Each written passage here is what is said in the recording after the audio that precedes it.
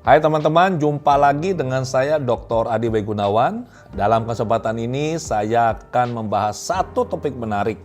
Topik tentang pikiran, emosi, energi, dan vibrasi. Mengapa ini penting? Nikola Tesla pernah berkata bahwa apabila kita hendak memahami semesta, kita perlu berpikir dari perspektif energi, frekuensi, dan vibrasi. Sesungguhnya segala sesuatu di semesta alam ini adalah energi. Semuanya tanpa terkecuali. Tubuh kita ini energi.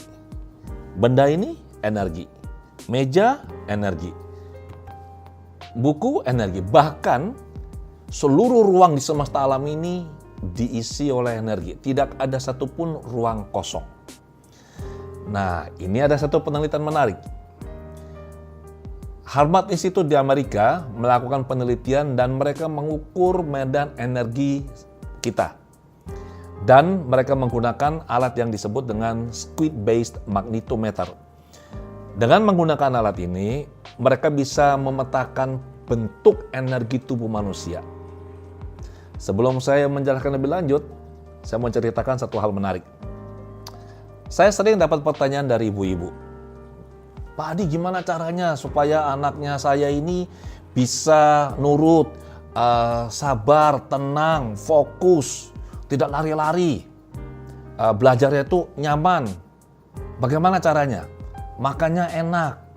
Saya bilang, Ibu, sebelum Anda memberikan perintah atau permintaan pada anak Anda, pastikan bahwa pikiran Anda tenang, hati Anda damai, sehingga vibrasi Anda bagus. Loh, kok bisa pikiran tenang, hati damai, vibrasi bagus? Satu cerita lagi. Seorang leader sebuah perusahaan bertemu saya dan berkata, Pak Adi, bagaimana caranya saya untuk bisa meningkatkan kinerja anak buah saya? Saya bilang simple. Seorang leader pasti adalah orang yang dipandang tinggi oleh grupnya, kelompoknya. Dan dia pasti memiliki vibrasi yang kuat. Nah, vibrasi yang kuat ini akan mempengaruhi orang-orang yang ada di bawahnya, rekan kerjanya. Jadi pastikan bahwa pikiran kita tenang, hati kita damai supaya vibrasi kita benar-benar bagus. Kembali ke penelitian dilakukan oleh Harvard Institute, menggunakan alat itu, mereka menemukan bahwa dari jantung kita, ya di sini nih, jantung menghasilkan medan energi yang bisa dideteksi sampai jarak 3 feet, kurang lebih 1 meter. Dan medan energi ini tidak hanya di jantung, dia berbentuk seperti sebuah bola, istilah itu torus, yang membungkus kita seperti kue donat, kita di tengah-tengah. Nah, kita dibungkus oleh medan energi ini. Ini adalah medan magnet yang dihasilkan oleh jantung. Dan medan magnet yang dihasilkan jantung ini minimal 100 kali lebih kuat dari medan magnet yang dihasilkan oleh otak kita. Jadi jantung ini sangat-sangat powerful, sangat kuat. Dan apabila kita di rumah, ibu atau ayah, sebagai orang tua atau leader, hati kita nggak tenang, maka vibrasi, lingkup energinya kita ini akan mempengaruhi orang-orang di sekitar kita. Disadari atau tidak, pasti akan mempengaruhi mereka. Saya sering melakukan eksperimen di pelatihan yang saya selenggarakan, Quantum Life Transformation. Dari penelitian eksperimen kecil-kecilan ini, ditemukan bahwa lingkup pengaruh energi tidak hanya 3 feet, 1 meter. Di QLT yang terakhir, saya melakukan uji coba. Saya minta satu peserta yang sangat peka terhadap energi, seorang wanita kebetulan. Kemudian saya minta peserta ini berdiri di ujung sana, di ujung hall. Saya berdiri di ujung satunya, di atas panggung. Kemudian saya minta dia merasakan, saya jelaskan kepada peserta bahwa tanpa mereka sadari, sebenarnya selama mengikuti workshop, kita saling berinteraksi secara energi. Energetically, kita saling terhubung dan saling mempengaruhi. Maka saya minta wanita ini berdiri di ujung sana, saya di ujung satunya, dan ini radiusnya kurang lebih 15 meter. Saya minta peserta ini meletakkan tangannya seperti ini, dan saya minta dia merasakan. Perlahan dia bergerak maju, pada saat telapak tangan ini menyentuh dinding luar dari medan energi saya, ini akan terasa seperti kesetrum. ada sensasi listrik halus. Dan wanita ini menyatakan pada jarak yang begini jauh, 15 meter di sana, dia bisa merasakan ini. Ini artinya apa? Bahwa pengaruh medan energi kita itu tidak hanya 1-2 meter. Ini bisa sangat-sangat besar lingkup pengaruhnya tanpa kita sadari. Maka kita perlu menjaga pikiran kita, hati kita tenang, damai, bahagia. Apabila kita tidak tenang, tidak damai, tidak bahagia, juga sama. Besarnya bola energi ini, itu sama. Misalkan radiusnya 15 meter, berarti diameternya 30. Tetapi isinya adalah vibrasi yang tidak baik, vibrasi negatif. Ini sebabnya kenapa apabila kita jumpa seseorang, tidak usah bicara dengan dia. Dia hadir saja dalam ruangan ini, setelah dia pergi kita merasa capeknya luar biasa, lelah sekali. Saya yakin Anda pasti pernah merasakannya. Saya sudah berapa kali merasakannya. Apalagi orang yang sangat peka dengan energi. Nah, jadi sekali lagi teman-teman, pastikan pikiran kita tenang, hati kita damai. Kenapa? Supaya vibrasi kita positif dan baik. Kalau hanya satu orang saja, oke lah, pengaruhnya nggak terlalu besar. Tapi bisa nggak dibayangkan apabila ada banyak orang memiliki getaran atau vibrasi yang sama, positif maupun negatif. Kalau ada banyak orang punya getaran atau vibrasi yang sama, kurang lebih sama, maka secara kolektif mereka membentuk sebuah medan morfik. Ini yang harus kita cermati. Medan morfik ini apa sekarang? Medan morfik mewakili model atau pola informasi, bentuk pemikiran bersama atau konstruk kelompok yang menginformasikan anatomi atau realita kelompok tertentu dan mendikte bagaimana realita bekerja. Jadi kalau 1-2 orang punya vibrasi positif atau negatif, dibandingkan dengan 1000 orang yang punya vibrasi positif apa negatif, maka dampaknya akan sangat luar biasa apabila ada banyak orang dalam vibrasi yang sama. Morphic field-nya menjadi sangat kuat. Anda lihat di meja saya ini ada 2 buku. Ini sengaja saya akan tunjukkan pada Anda.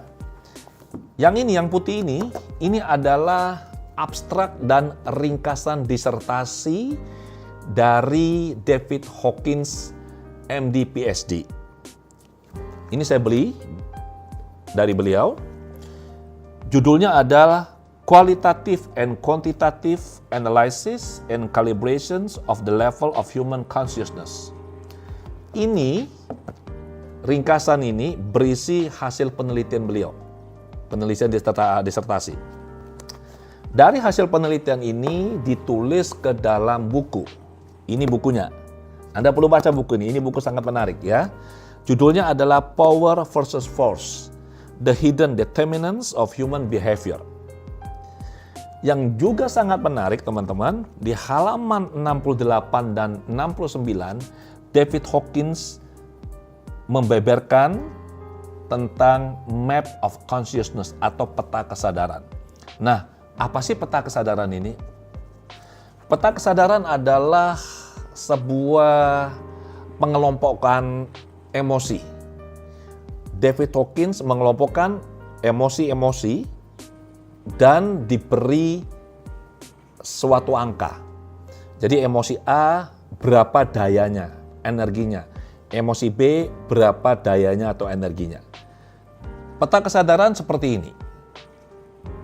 Bermula dari courage itu 10 pangkat 200, kemudian naik terus, neutrality dan seterusnya sampai 10 pangkat 700 yang disebut dengan enlightenment atau pencerahan. Turun dari courage 10 pangkat 200 itu ada pride, energinya 10 pangkat 175. Saya akan terangkan nanti dalam bahasa Indonesia. Cara melihat level energi ini adalah segala sesuatu yang di atas 10 pangkat 200 itu sifatnya menguatkan, mencas kita dengan hal-hal yang baik, energi positif. Dan segala sesuatu yang di bawah 10 pangkat 200 itu sifatnya menghabiskan energi kita. draining, membuat kita lemah, membuat kita tidak bertenaga. Courage atau berani 10 pangkat 200. Emosinya apa? Penegasan atau dukungan akan sesuatu. Netral 10 pangkat 250. Ini sebenarnya adalah pasrah. Kita tidak terikat pada sesuatu. Kemauan 10 pangkat 310. Emosinya optimisme. Naik lagi penerimaan 10 pangkat 350. Lebih tinggi lagi berpikir 10 pangkat 400. Cinta 10 pangkat 500. Ada rasa hormat yang mendalam. Kemudian bahagia 10 pangkat 540. Tenang dan hening. Damai 10 pangkat 600. Kebahagiaan yang luar biasa. Dan pencerahan 10 pangkat 700 sampai 10 pangkat 1000.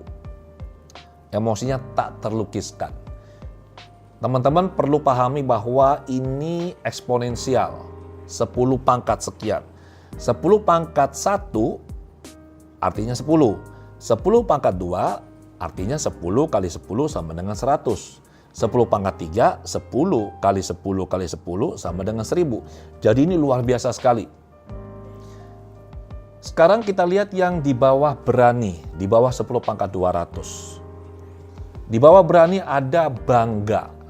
10 pangkat 175. Ingat ya, segala sesuatu yang di bawah 10 pangkat 200 sifatnya drain, menghabiskan energi kita. Membuat kita lemah, membuat kita tidak berdaya. Bangga 10 pangkat 175 emosinya adalah menghina atau merendahkan sesuatu atau orang lain. Di bawahnya lagi ada marah 10 pangkat 150. Emosinya benci, dendam. Di bawahnya lagi ada keinginan 10 pangkat 125. Emosinya hasrat, keinginan yang kuat akan sesuatu. Di bawah lagi ada takut 10 pangkat 100. Ini termasuk khawatir, cemas sesuatu yang akan terjadi. Di bawahnya lagi kesedihan mendalam 10 pangkat 75. Menyesali sesuatu yang telah terjadi. Lebih rendah lagi energinya putus asa atau apatis 10 pangkat 50. Nah ini yang orang kali sering salah. Mereka mengatakan, ya saya pasrah, sudah saya nerima. Sebenarnya mereka tidak pasrah atau tidak nerima. Mereka putus asa. Orang yang benar-benar bisa pasrah dan nerima, itu energinya sangat bagus. Di level 10, di atas 10 pangkat 200, di netralitas. Tapi kalau orang yang bilang, saya pasrah saja, nerima. Padahal sebenarnya emosi negatif yang mereka rasakan, maka mereka sebenarnya ada dalam kelompok level 10 pangkat 50, yaitu putus asa. Perasaan tidak ada harapan lagi. Lebih rendah lagi adalah rasa bersalah di 10 pangkat 30. Ini menyalahkan orang lain atau menyalahkan lingkungan. Dan yang paling rendah, satu strip di atas kematian adalah rasa malu. Ini 10 pangkat 20. Yaitu perasaan atau keadaan berkurangnya harga diri, martabat atau rasa bangga. Di dalam buku ini juga dinyatakan bahwa untuk kita bisa menetralisir energi negatif ini tidak perlu 1:1. Maksudnya apa? Tidak perlu kalau ada satu orang yang level energinya 10 pangkat 150 misalkan, tidak perlu harus dinetralisir oleh satu orang dengan energinya 10 pangkat 300. Tidak seperti itu cara berhitungnya. Karena ini energinya sifatnya eksponensial. Hawkins menyatakan bahwa, ini berita baik buat kita, satu individu di level 700, energinya, vibrasinya mampu menetralisir, mengimbangi, counterbalance 70 juta individu di bawah level 200. Level 700 ini apa? Tercerahkan, kesadaran murni. Sementara yang di bawah level 200, apa saja emosinya atau energinya? Marah, benci, perilaku agresif, mengancam, takut, khawatir, sedih, putus asa, apatis, perasaan bersalah, malu, menyalahkan orang lain atau lingkungan, menghina, merendahkan orang lain. Jadi ingat, hanya satu individu di level 700, energinya mampu mengimbangi atau menetralisir 70 juta individu yang energinya di bawah level 200. Berikutnya, satu individu di level 600 menetralisir 10 juta individu di bawah level 200. Level 600 adalah perasaan damai, bahagia. Satu individu di level 500 menetralisir 750.000 individu di bawah level 200. Level 500 ini apa? Cinta, kasih, rasa hormat mendalam. Satu individu di level 400 menetralisir 400.000 individu di bawah level 200. Level 400 ini apa? Berpikir, mengerti, bijak. Satu individu di level 300 menetralisir 90.000 individu di bawah level 200. Level 300 ini apa? Optimis. Jadi teman-teman jelas sekarang ya, bahwa sangat penting bagi kita untuk bisa menjaga pikiran kita tenang, hati kita damai, bahagia. Karena vibrasi kita ini akan membentuk vibrasi kolektif dan ini bisa untuk mengimbangi atau menetralisir vibrasi negatif yang sekarang ada atau marak terjadi di masyarakat. Kita bisa melakukan ini bersama-sama. Dan ada penelitian menarik.